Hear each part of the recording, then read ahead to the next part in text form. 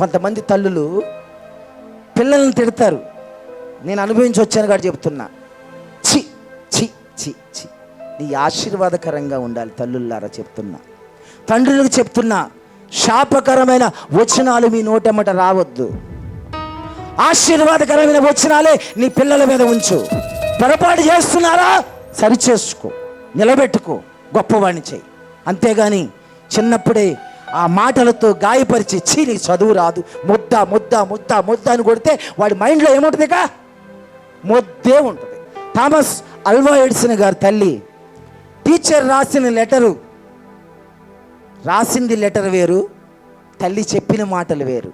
Teacher ఏమని రాసింది? Your son is stupid, mindless fellow, ఎందుకు పనికిరాని దద్దమ్మ, సొత్తపప్పు, చి ఆడికి చదువు చెప్పడం కంటే బర్రెలు కాసుకోవడం బెటర్ మాకు అనిపిస్తుంది. ఏది చెప్పినా ఆడి తలకి ఎక్కదు. చి మేము చదువు చెప్పమని చీ చీ చీ చీ అని చీ కొట్టిందంట థామస్ అల్వా ఎడిసన్ని. తల్లి ఆ లెటర్ చదివి తన కొడుకుతో చెప్తుంది, నానా నువ్వు ఒక బ్రిలియంట్ స్టూడెంట్ వంట, ఒక టాపర్ వంట నువ్వు. తల్లుల్లారా తండ్రుల్లారా చెప్తున్నా, మీ బిడ్డలకు ప్రోత్సాహం ఇచ్చే మాటలు చెప్పి పైకి లేపండి తప్ప తొక్కేసే మాటలు చెప్పి తొక్కేయకండి. రేపొద్దున వాళ్ళ భవిష్యత్తు శూన్యమైపోతుంది. నా పరమ తండ్రి అనే దేవుడు అంటున్నాడు, ఒకవేళ పెంటలో పడ్డావా నేను కడుగుతా. హల్లెలూయా హల్లెలూయా. ఊపిలో ఉన్నావా చెయ్యి పట్టుకొని పైకి లాగుతా. హల్లెలూయా. లోకమనే శాపములో పడిపోయి ఉన్నావా, ఇదిగో నా యొక్క సిలువ రక్తము ద్వారాగా ప్రోక్షించి నీ శాపాన్ని కొట్టివేస్తా.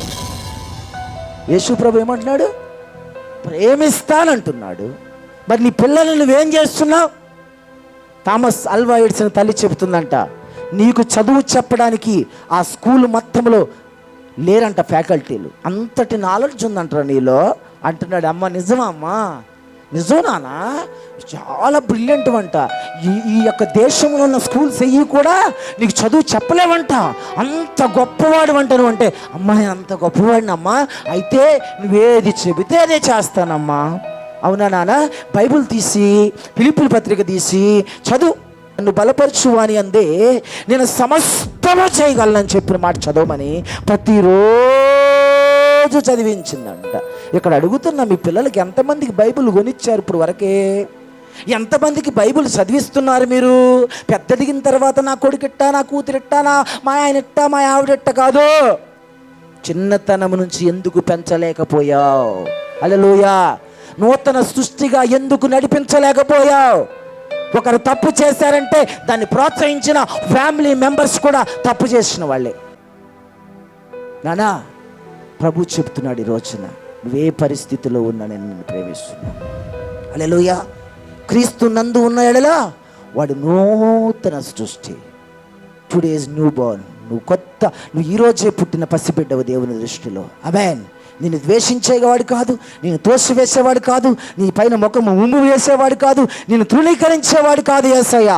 థామస్ అల్వా ఎడిసన్ తల్లి మాటలు విన్న వ్యక్తి ప్రపంచంలో ఈ రోజున ఎన్నో వస్తువులు, ఎలక్ట్రికల్ వస్తువులు కనిపెట్టి ప్రపంచ దేశంలో గొప్ప సైంటిస్టుల విభాగంలో నెంబర్ 1లో ఉన్నాడు ఆయన.